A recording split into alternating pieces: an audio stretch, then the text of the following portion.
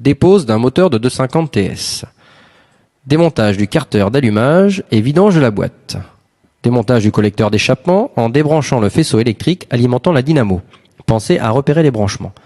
Désaccoupler le carbu, débrancher la batterie et démonter la chaîne. Débrancher le câble d'embrayage à la poignée et le câble de contour vissé sur le bloc moteur.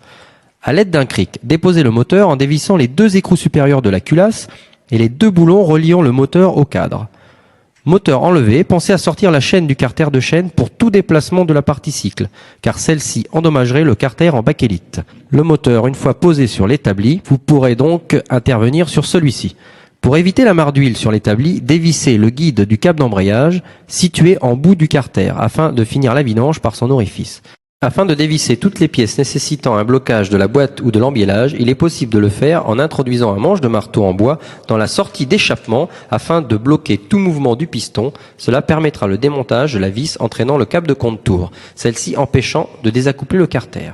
Déposez le carter après avoir dévissé ses vis de fixation. Il est à noter que pour la dépose de l'embrayage, un arrache est nécessaire.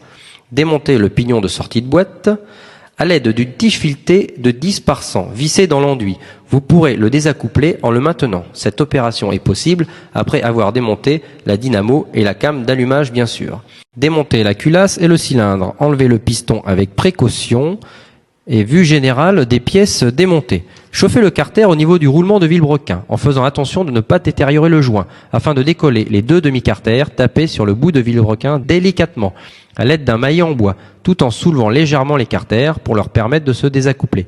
Pas de violence pour permettre le désaccouplement. Le vilebrequin est très fragile. Vue intérieure avec la boîte de vitesse. Et voilà le résultat, c'est terminé. En complément d'information, lorsque vous avez démonté le sélecteur, le système de Kickstarter reste en place à la dépose de son carter. Si vous êtes tout seul, ces opérations peuvent s'effectuer moteur dans le cadre. Une fois le moteur mis à nu de ses carters et autres pièces mécaniques, vous pouvez sortir le moteur du cadre comme précité avant. Au remontage, n'oubliez pas bien sûr de remettre toutes les pièces, rondelles, système de sélection, de vitesse, etc. Pensez à régler le mécanisme de commande d'embrayage et serrez correctement tous les boulons. Les joints moteurs ont été faits avec des pochettes cartonnées servant à classer les dossiers, souples et poreuses mais non glacées.